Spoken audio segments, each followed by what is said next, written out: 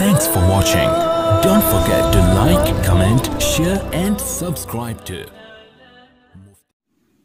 الحمدللہ رب العالمین والصلاة والسلام علی سید الانبیاء والمرسلین اما بعد فاعوذ باللہ من الشیطان الرجیم بسم اللہ الرحمن الرحیم اللہم صلی علی سیدنا و مولانا محمد وبارک وسلم۔ اللہ جل مجدہ کی حمد و ثنا اور آقا کائنات نبی مکرم صلی اللہ علیہ وسلم کی بارگاہ اقدس کے اندر ہدیہ درود و سلام کے بعد اللہ رب العزت کی بارگاہ میں دعا ہے اللہ خالق کائنات ہماری حاضری اپنی بارگاہ میں قبول فرمائے۔ معزز سامعین، ہمارے لیکچرز کا سلسلہ ربیع الاول شریف کی مناسبت سے جاری و ساری ہے۔ آپ سب جانتے ہیں کہ عید میلاد النبی صلی اللہ علیہ وسلم کے حوالہ سے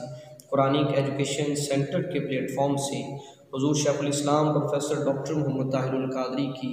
ایک ضخیم کتاب عید میلاد النبی صلی اللہ علیہ وسلم جو ائمہ و محدثین کے فتاوی جات اور ان کی آراء سے جو ہے وہ ان میں جمع کی گئی ہیں۔ آج ہم علامہ امام ابن تیمیہ جو شیخ الاسلام کے جو ہے وہ خطاب سے بھی جانے جاتے ہیں، جن کی ایک اچھی جو شاگردوں کی تلامذہ کی ایک اچھی فہرست دنیا میں شہرت رکھتی ہے، جن میں ایک نام علامہ ابن قیم کا بھی ہے، امام ذہبی کا بھی ہے، امام ابن کثیر جو ہے تاریخ ابن کثیر اور تفسیر ابن کثیر جن کی کتب ہیں۔ تو یہ ایک امام علامہ ابن تیمیہ شیخ الاسلام کے لقب سے پہچانے جانے والے ایک اچھا نام۔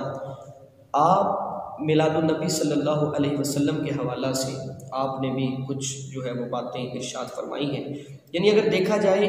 تاریخ اسلام کو تو ہمیں کوئی ایک بھی فتویٰ ائمہ اور محدثین کی فہرست میں ہمیں ایسا نظر نہیں آتا کہ جس میں میلاد النبی صلی اللہ علیہ وسلم کو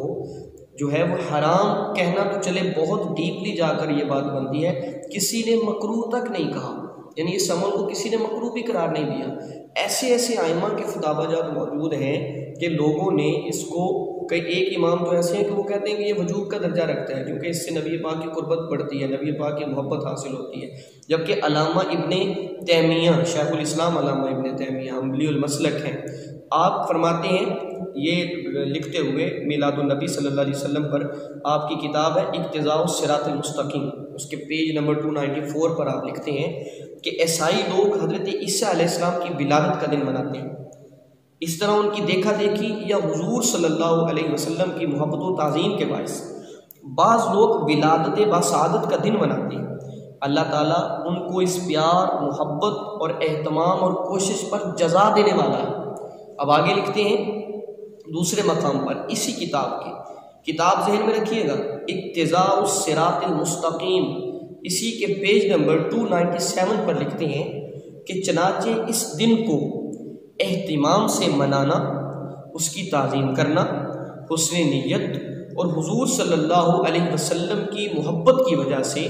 اجر عظیم کا باعث ہو سکتا ہے۔ اب آپ جب ان کے لفظوں پر غور کریں